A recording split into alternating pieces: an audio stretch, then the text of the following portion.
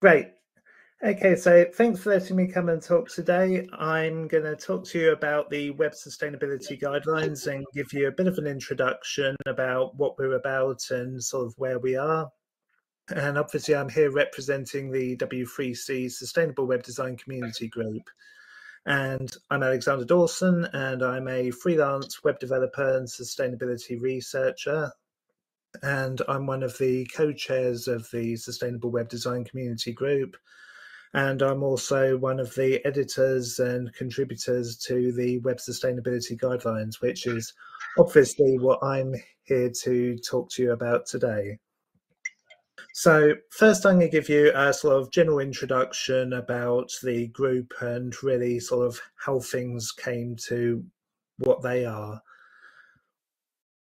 So the Web Sustainability Group is a community group. The first thing to know about us is we are not sort of part of the W3C. The W3C have community groups as sort of incubator projects to sort of stimulate discussions around how the web can evolve. One of the things to sort of take into account is our community group is in the early stages of transitioning to become a W3C working group, and we've already submitted our charter. So obviously, once we sort of get through that process, we will become like the Web Accessibility Initiative, and we'll be able to sort of submit our work to become an official specification, sort of like the Web Content Accessibility Guidelines.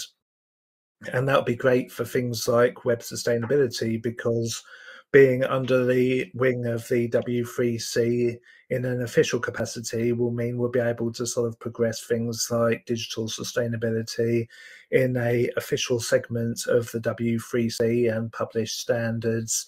And that will act as an official baseline that people can sort of look towards as a direction and have as a sort of a marker stone for people to sort of work towards in making their websites and applications and products and services more inclusive and more sustainable for the future. And one of the other things is obviously we started off the community group.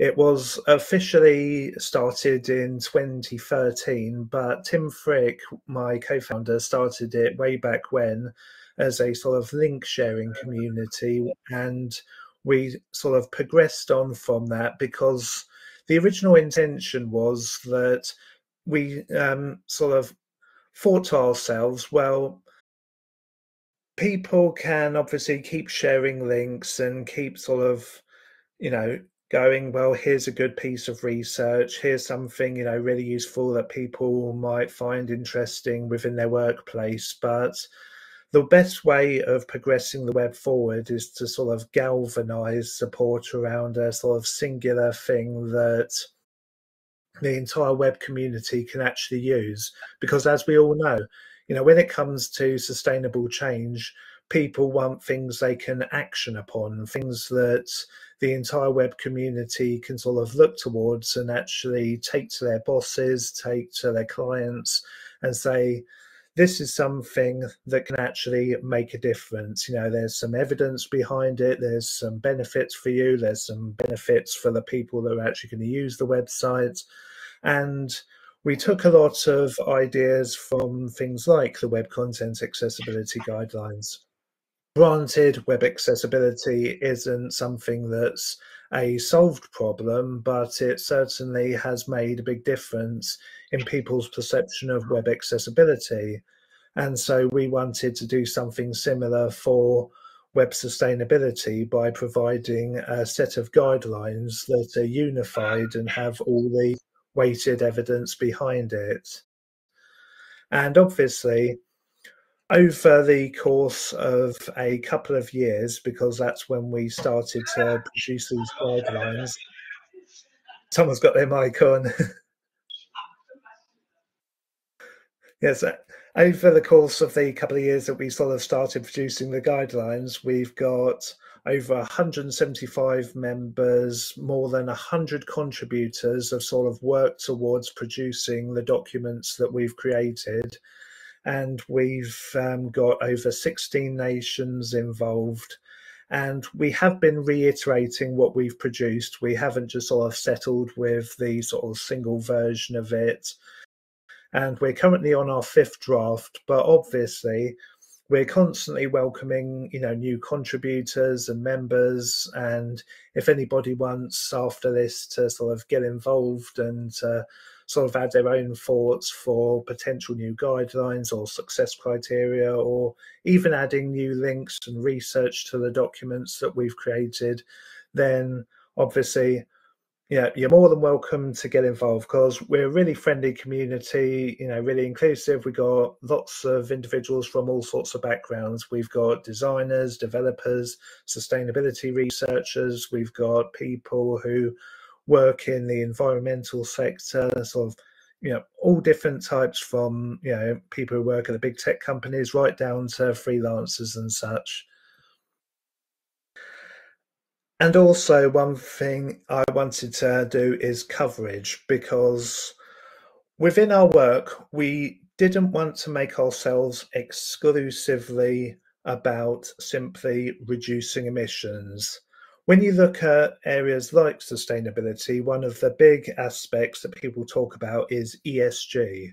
Now, obviously, most of you will be aware of like the environmental, social, and governance aspects of ESG, but we wanted to ensure that those aspects were covered in full, primarily because it's, covering the planetary aspects, but also covering the people aspects. We all know about the sort of, talking points about the harms of social media and the potential impact of AI. And we wanted to be inclusive of that within the specification. We talk about reducing emissions and the ecological aspects, and we include that within the specification. But we also want to include things like good governance, the social aspect, which also includes things like accessibility, privacy by design, security of web applications, because they also have an impact in terms of digital sustainability. Things like making your website perform well in terms of having a quick and efficient website. That's good for user experience, but it's also good for digital sustainability. If someone who has inclusive design needs, accessibility issues, if they can use a website quickly and easily, that reduces the environmental impact of them having to, drag around a website using their tooling, trying to find the information they're trying to locate. That also has the environmental aspect covered as well. There's lots of different byproducts that can occur on an environmental level of if you cover the social aspect. And as a coverage of that, we wanted to ensure that ESG was covered as a whole, because it is a holistic approach, and that's one of the areas that we wanted to ensure that we covered within the web sustainability guidelines. So, when it comes to the guidelines themselves, as I've mentioned, our guidelines are very much influenced by the work of the Web Content Accessibility Guidelines. Most of you, I'm sure, are pretty well aware of those. They've been around for quite a long time, and they're fairly well established. They've done a lot of good work for accessibility, and they have a lot of coverage in terms of being a good baseline. And in terms of conformance, they work well in a regulatory capacity, because they have a lot of coverage in terms of lots of laws and regulations around the world, including the Web Content Accessibility Guidelines as a good baseline for legal standing in terms of whether you can be considered having an accessible website, especially in test case in law. So we wanted to use the same kind of criteria in terms of when we created our guidelines, that if we can have the compliance aspects, if we can ensure that our work works well as a baseline in terms of sustainability, and have good coverage across ESG, which is why we tied our work into the GRI, we wanted to make sure that our work was well equipped for things like CSRD, and to tie our work with existing regulatory and make sure that our work had everything as well covered as you can be with the latest existing research and such, and obviously make sure that our work is as testable as possible, that our work could be a very good framework and set of guidelines that designers and developers and people who create websites could use our work when they go to create products and services and websites and applications. Now, throughout the process that we've been creating our work, we hold regular Zoom meetings and we sort of ideate and check on the progress of our group's activities. We've sort of had 5 interest groups where we sort of had specialisms, and we work on these focus groups to help evolve the stuff we've created. If you've seen the guidelines themselves, 4 of them will be quite obvious because we have a category on user experience, web development, we have business and product strategy, and we have infrastructure and hosting. But we've also had an overlying category, which is metrics, which covers things like research data and things which obviously underline all of the categories, but making sure everything is very much reinforced and covering aspects such as the GRI standard. And throughout the process, we've managed to produce 93 individual guidelines and over 250 success criteria, which has led up to over 300 pages worth of material, which makes for a very hefty document.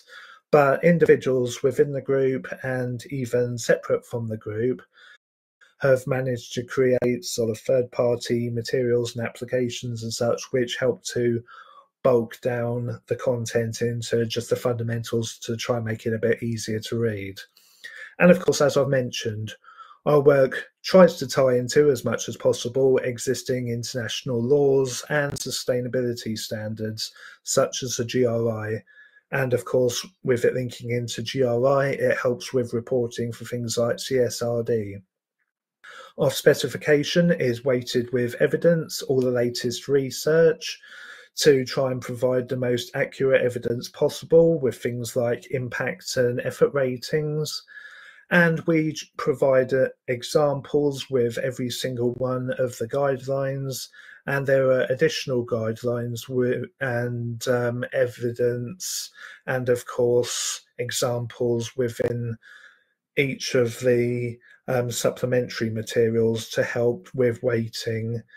And there are plenty of links and resources available to help with sort of implementation. And within the issue system on GitHub, there are, ways that people can sort of get involved. If you've got sort of feature requests and such, you can just drop an issue and they'll be sort of added in. We've got pull requests available. People have been submitting stuff on our Slack channel. We're sort of open to people giving us sort of as much feedback as possible, and stuff is being added in on a regular basis. And yeah, in terms of regulatory, naturally, quite a few of you are already aware of the different sustainability laws that are around. Currently, there are 11 different sustainability laws worldwide, such as CSRD, which apply to the digital sector, 3 different sustainability standards, such as GRI, and best practices, including our guidelines. Our guidelines are currently listed as a best practice, but obviously if we get upgraded to a standard, if we get included into the W3C wing, we will become an official web standard, which will pull us alongside GRI in terms of how we are seen worldwide. And one of the things that I did want to cover are variables. As you're all aware, there are lots of different ways that carbon can be emitted along the chain. And these are things that we wanted to include within the web sustainability guidelines.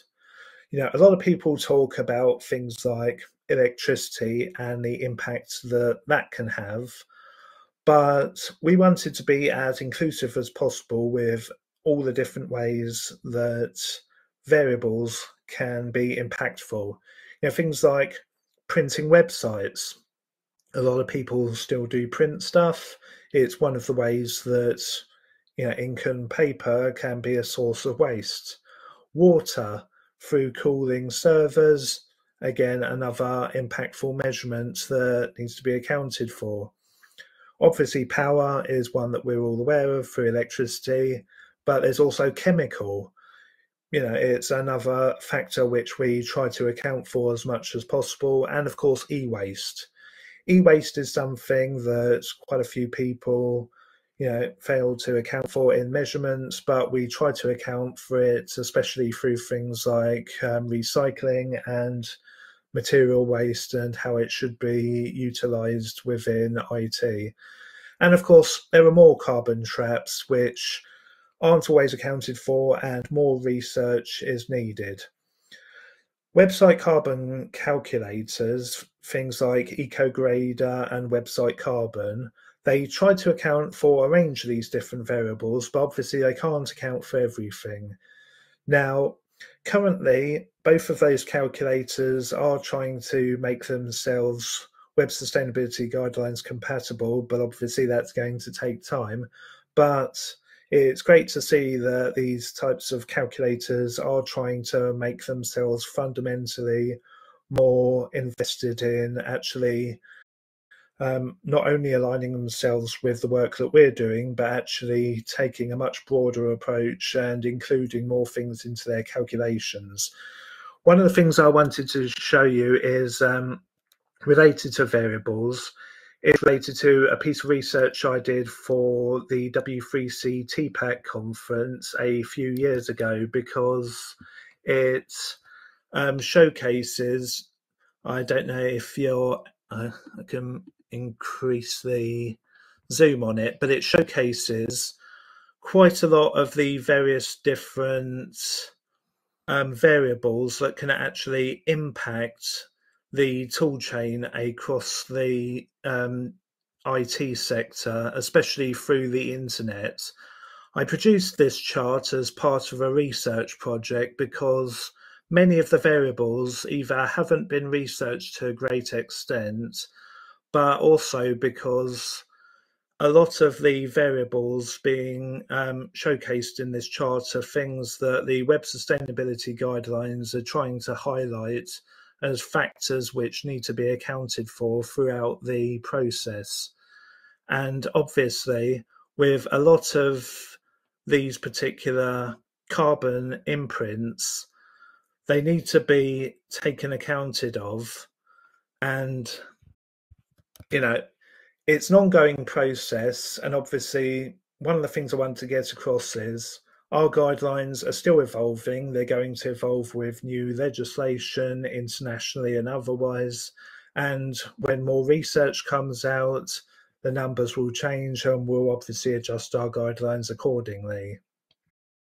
So, what is the status of our guidelines?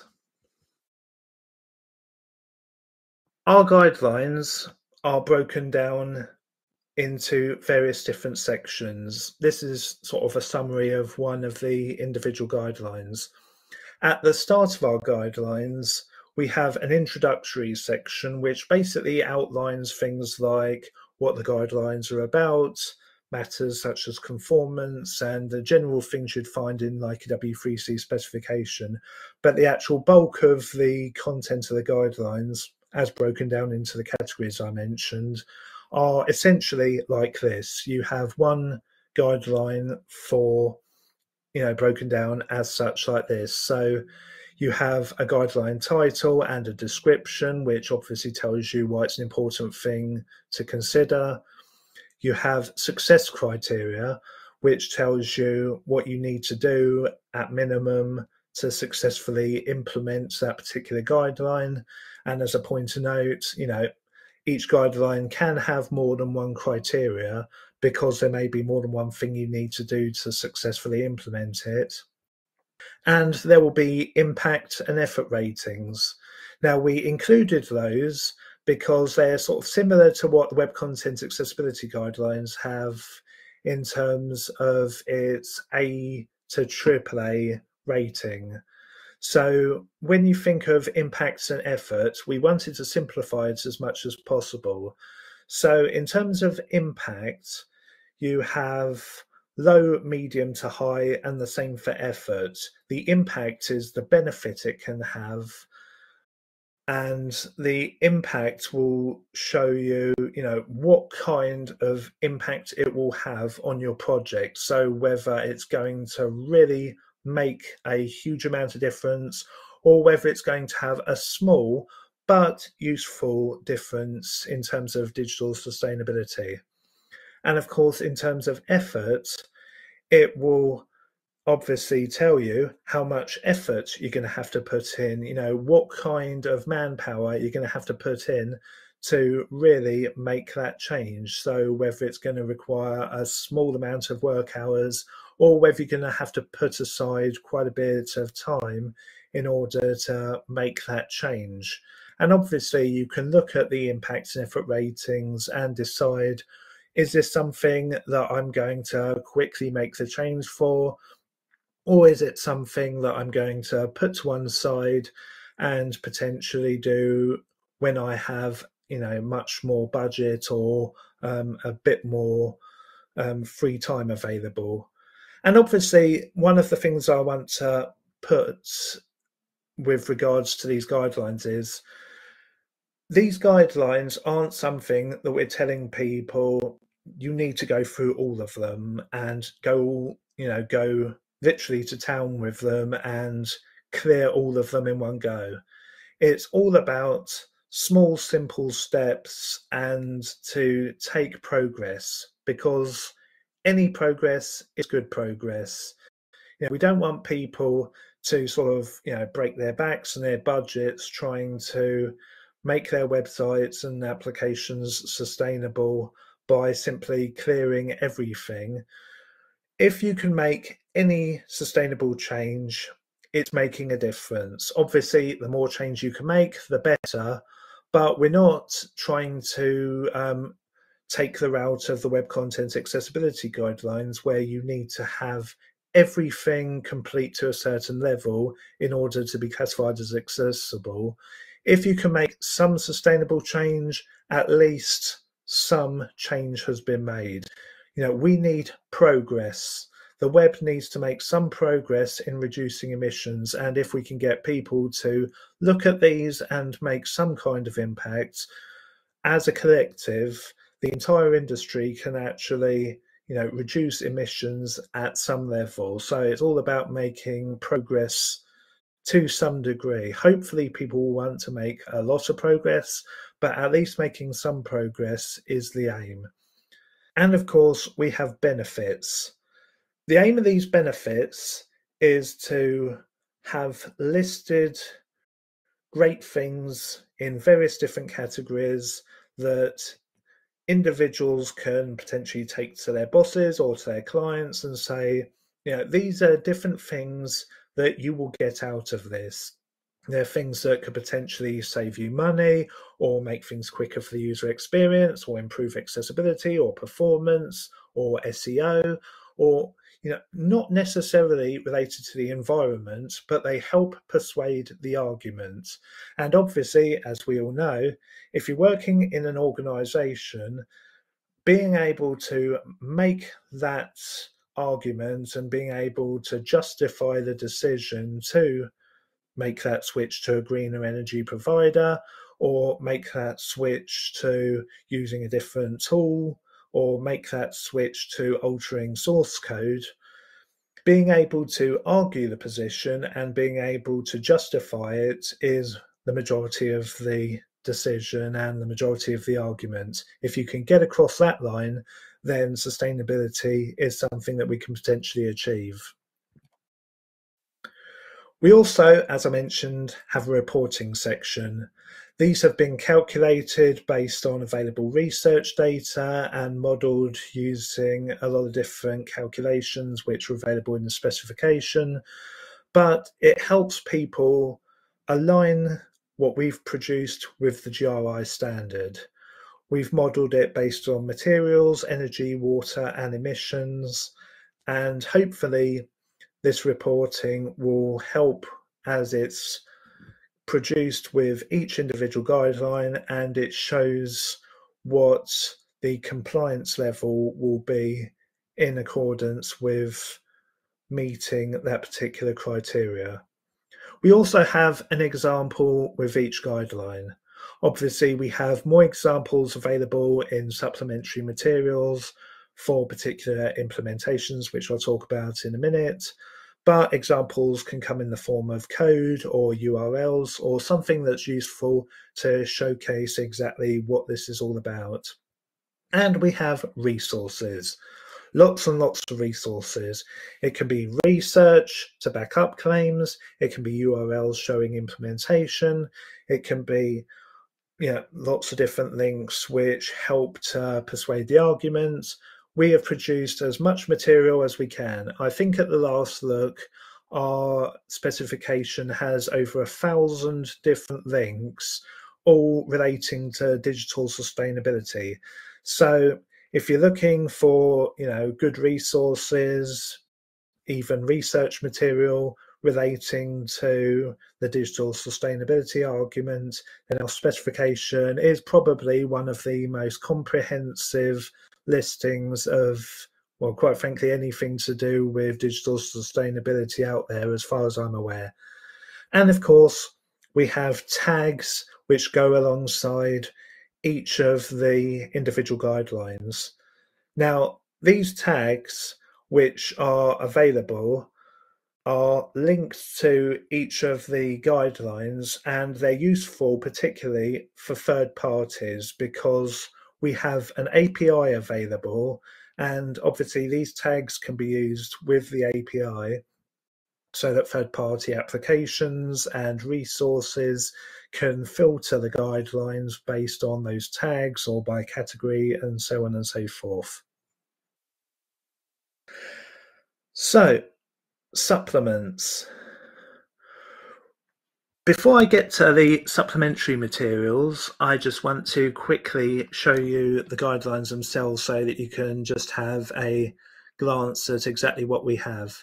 So as I mentioned, we have the introduction here, which gives a bit of background on the guidelines themselves and provides information here about the various different layers. So it tells you a bit about the guidelines, the success criteria, and all the things which I've talked about today. And of course, things like conformance, and you have each of the individual guidelines themselves. So here's an example of one of the guidelines and the success criteria, the impact and effort rating, a set of listed benefits, the GRI, an example, and as I mentioned with resources, it's a click to reveal component. So if you click on it, it provides a list of all the different links that are associated with that guideline. Now, if I go back to the section on supplements, we have a wealth of additional material which help to aid the guidelines themselves. One of the supplements that we have is an at-a-glance document, which provides a quick overview and a launch pad for anyone who wants to get started with the work that we've produced. We also have an introduction to web sustainability document. It provides a basic overview of the subject and some additional resources. So if you're someone who's new to web sustainability, or if you've got clients who are new to digital sustainability and they want to understand exactly what the subject is, or they want to understand where the guidelines fit into all of this equation, that's a great document to sort of get them, started in that area. We're also currently working on a laws and policies guide, which provides links to relevant legislation and directives and policies, and of course, the standards and best practices which fit into that particular field, which will be published in our upcoming next draft. And that obviously is going to be particularly useful as emerging new laws and such are created globally, because keeping track of those things is going to be an ever increasingly important task, especially as we want to align our guidelines with all of those different pieces of legislation. We've also, in addition to that, created a quick reference guide, and it comes with a PDF checklist. Now, the quick reference guide is very much the same as what the Web Content Accessibility Guidelines have.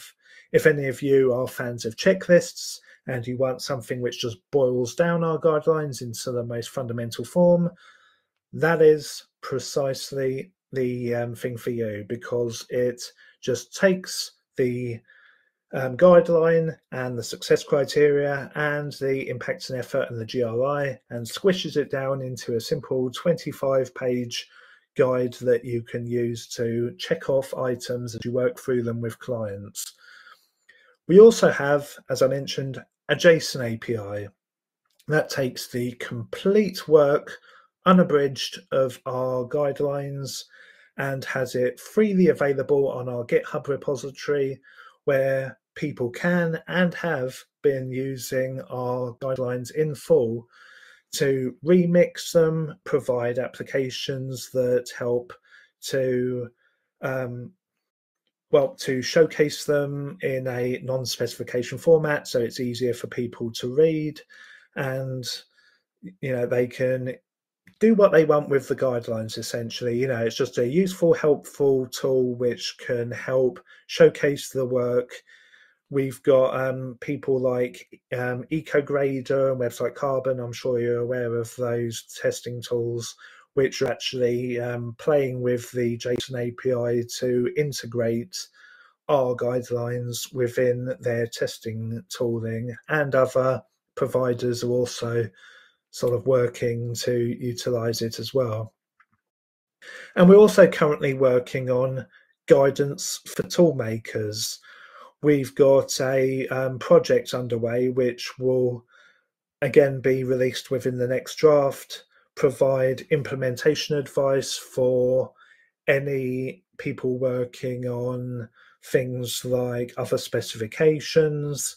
We're going to have an evaluation methodology which will guide people who want to actually provide testability within their work. We're going to also have within that specification a whole list of techniques similar to what the Web Content Accessibility Guidelines has. So it'll provide lots of working examples, and it will also have a list of ways that people creating tooling can logically go through testing for compliance in a nice, easy to use list format. And we will have a test suite which will showcase the machine testability of all of our work. And finally, we've created a living, visually friendly implementation of our specification using, of course, our JSON API, which allows you to filter our work by category, tags, and of course you can search through all of that. I'll just give you a quick sort of rundown of all of those things. So we've got our at a glance document, which, as I mentioned, allows you to quickly get the gist of all of our various different guidelines. This is for the user experience category, so it's all in nice bullet points, a nice quick way of showcasing to clients how they can, get the gist of exactly what the guidelines are about. And it also provides in the highlights section a few quick getting started guides of the guidelines which could provide the most sort of bang for your buck. We also have In the introduction to web sustainability, as I mentioned, a nice overview of what sustainability is. And if I scroll down to the bottom, it also contains a whole giant long list of different resources, including lists of useful digital sustainability books and courses and things like podcasts and useful tools that are available in various different categories, which again, might be useful to yourselves or your clients or people you work with. And we also have upcoming in the next draft, so a bit of an exclusive here, the list of laws and policies, which will be published soon. And that showcases different laws, standards, and best practices and such. And the quick reference guide, as I mentioned, there's a nice PDF version available, which you can use, which boils down each of the guidelines into nice, quick checklist format, showcasing the success criteria. So it's a nice compressed version, which doesn't have sort of all the additional materials. So if you're looking for something which isn't 300 pages long and you can quickly scan through, that's a useful document. And one thing I'll mention before going through the rest of them is all the links to all of these documents are available at the very top of the web sustainability guidelines. So if I scroll to the top, you can find all the links to the supplements here at the top of the guidelines themselves. And also we have our JSON API, which is available on the GitHub repo. We have with this sustainable tooling and reporting, which I mentioned, which will have implementation advice, the evaluation methodology, a list of different techniques, which is currently under construction. But to give you an example, it showcases how people can test their work to comply with different success criteria. And of course, we will have a test suite. And of course, this is our friendly website at sustainablewebdesign.org. And it showcases on the guidelines section all of the different guidelines in a nice user-friendly format, which you can filter by category or tags, or of course, you can search for the ones that you are after. So it's a nice user-friendly format. And obviously we've produced all of this content and we're still producing content and the guidelines within the period, I think it's 6 months since the original draft launch. So 2 years to create the specification and all of this content. So we are quite a rapid team in terms of development, and our specification is relatively mature at this point. So obviously we've launched our draft specification, and I will say it is a draft because we're still welcoming feedback and we're still evolving it as we speak. What are we aiming to do next? Well, obviously we're still working on some documents and we're still evolving what we've created. We are looking for outreach and to keep talking about our work and to get feedback, more people contributing to it, keep evolving what we've created. We obviously are going to keep working on what we've built and to become a W3C working group. It's currently under progress as we speak, so fingers crossed we'll become an official W3C working group, and we will be at the same level as the Web Content Accessibility Guidelines in the near future. And in terms of implementation, anybody who wants to early adopt our work, feel free to do so, and please tell us your experiences and how you found it, because we're always looking for case studies. And developer tooling, if you want to implement anything such as using our API, feel free to do so. And again, tell us if there's anything we can add to it, if you want to showcase and tell us what you've done. We're always looking for cool new ways that our work is being used. And we're looking to produce in the future new resources.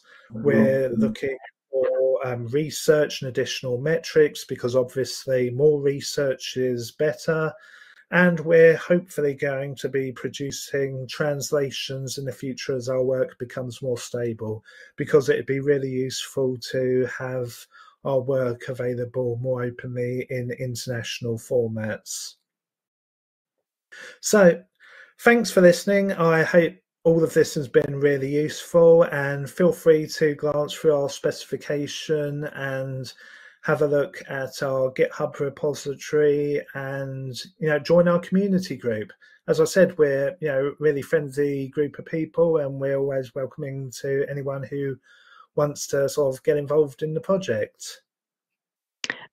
Thank you so much, Alex. It's really interesting and super clear.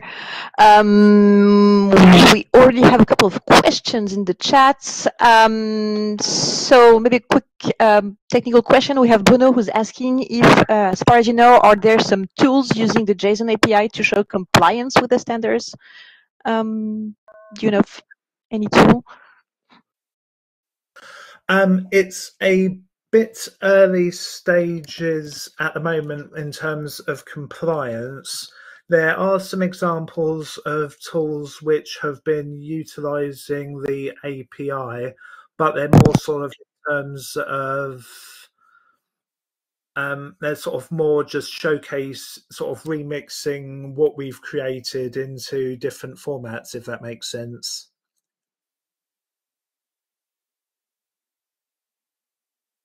Bodo, do you want to maybe comment on that?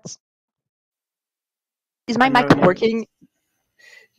Yeah, it's working. We are hearing you. Yeah, thank you for your answer. I was just comparing to a tool that Bertrand Keller has done, and the goal is to show the compliance between different regulatory rules. And I just called Frago. I just put the URL, and I was wondering if there was such tools like Frago around the community group, sustainability community group. I'm not aware of that tool. Okay, thanks. We could, for example, include it in Frago, for example. Right. Can you guys hear me? Is my sound better? Yeah, I can hear you. Yeah, it's better now. Okay. So we have another question from David about the possible downsides of the guidelines. David, do you want to ask the questions? Ask your question, sorry.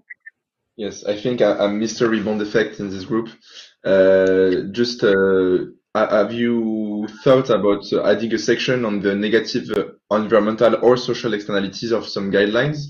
For instance, I don't know if it's the case, but some guidelines could have some bad effect on accessibility, or some optimization or performance guideline might have rebound effect, which lead in a greater environmental impact. So have you thought about a little bit of saying the systemic consequence of implementing the guidelines? Yes, certainly. Obviously, we're currently working to make sure that our guidelines are as open as possible, but they're always open to interpretation. And as with the web content accessibility guidelines, which have evolved over time, ours will as well. So naturally, if any negative side effects are brought to our attention, we will remedy those as they come about.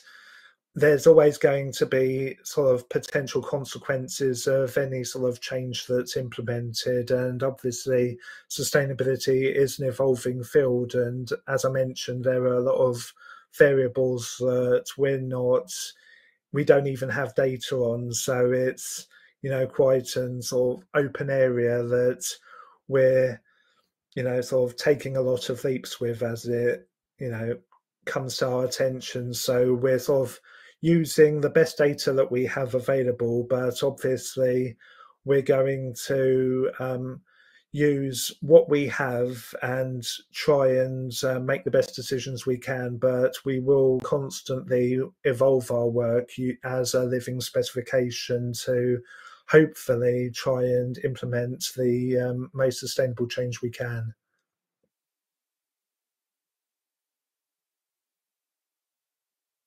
Right, thank you. We also have a question from Olivier about, I guess it's more a philosophical question about where we should focus our efforts in terms of optimization. Olivier, are you still here? No, first, thank you for the presentation. No, it was not really a question. It was more a discussion that occurred at the moment where was sometime when we want to optimize, we question where we should focus our effort when we speak about open source. Maybe we should focus on big library or products that are very used. I don't know. We should optimize WordPress in general, for example, instead of focusing on our own small piece of software, just to leverage our effort. But thank you for the presentation of the guidelines. It's very interesting work. We have a question from Antoine about maintenance. Antoine?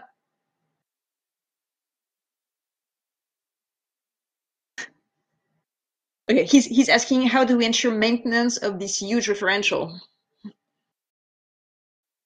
Sorry, what? Of that huge framework. So how can you maintain this framework? Well, obviously these are a set of guidelines, so it's not so much something that you would maintain in the sort of traditional sense, like a framework such as something like a piece of JavaScript, but you would utilize it in the same way you would the Web Content Accessibility Guidelines. So it would be folded into an auditing process or something that you would take out on a continuous basis through something on a scheduled scheme, if that makes sense.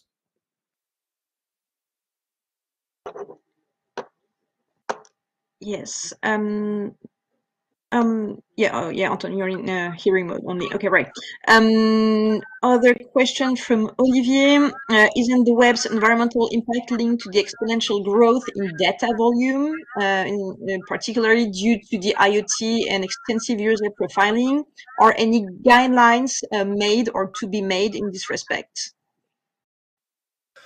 Well, we try not to be too focused purely on data, because the like the CO2 to gigabyte, sort of the kilowatt hours to data aspect is something that there's a lot of controversy around in terms of how much of an impact it actually has, and there's a lot more variables that can be taken into account, such as the user aspect, things like sort of hardware thrashing, things like CPU, GPU, RAM, and so on and so forth, something which I've put a lot of interest in terms of my own research into web standards and the impact that sustainability can have into that. So one of the things that we've taken into account is we don't want to sort of focus too heavily onto one particular sort of variable, as it were. We want to be more sort of holistic into covering as much variance, especially because our guidelines are focused very much on ESG. Mm-hmm. Okay. Natalie, you have a question about CO2. Do you want to speak? Yes, thanks a lot, Alexander, for the presentation. First, very inspiring. About measuring CO2 emission, is your methodology currently compliant or connected to a standard conform methodology approach like GHG protocol, or something that can be related to the regulation?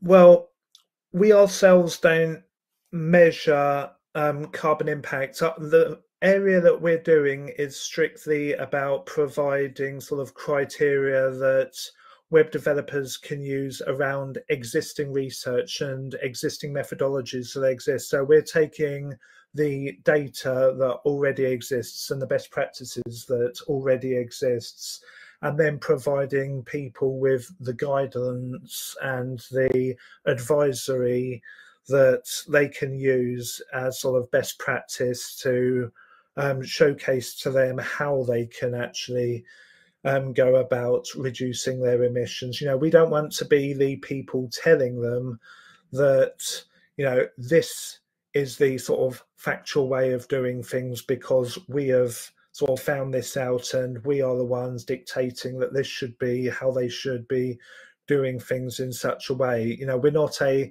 sort of authoritative figure. The whole idea behind the guidelines are that we are using the evidence and the research that is out there to provide the guidance based on the best practice as it currently stands. So we're more about sort of collecting the evidence and the research and then making a sort of best practice decision.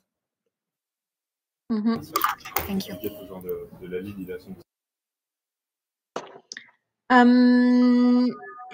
Any other question? Earlier in the chat, we had a discussion about well, the relationship between French frameworks, well, French guidelines and W3C guidelines. I don't know if anyone wishes to comment on that.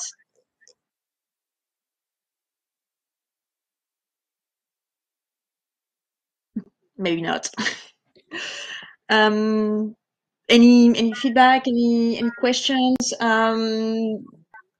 Topics open for discussion. I will say, I was just going to say regarding sort of French and other guidelines that we do tie our work into specifications like REEN and AFNOR and so on and so forth, because we do have quite a few French contributors to our work. So, you know, the sort of French aspect hasn't been sort of lost in our guidelines. Yeah. All right. Gauthier, is there a link to the chart that you showed on the variables? That was your private research, right? But maybe it's not private. There's a link to the PDF file. Okay, perfect. All right. Any other question? Feel free to raise your hand, ask your question if you want. Okay. Right. Well, thank you very much again, Alex. That was really fascinating, really interesting for us, I guess. Lots of things to process, I think, for us. But it's really helpful to have introduced us to those guidelines. The last slides, which I can present anymore, but that's okay. So the next meeting will be in 2 weeks, and it's going to be about the Décret tertiaire CSRD Energy Efficiency Directive. So we're going to have François, Benoit, Catherine, and Frank, I guess, presenting. If you want to host a meeting, you're very welcome. We have a host for the next meeting. The host will be Morgan, but we don't have anyone for the meetings after that. So feel free to raise your hand and sign up for hosting a meeting. And I guess that's all for today. So thank you very much to everyone for being here. Thank you again to Alex for being our guest today. And thank you, Adeline, for the guest, our host today. It was a great listening to you.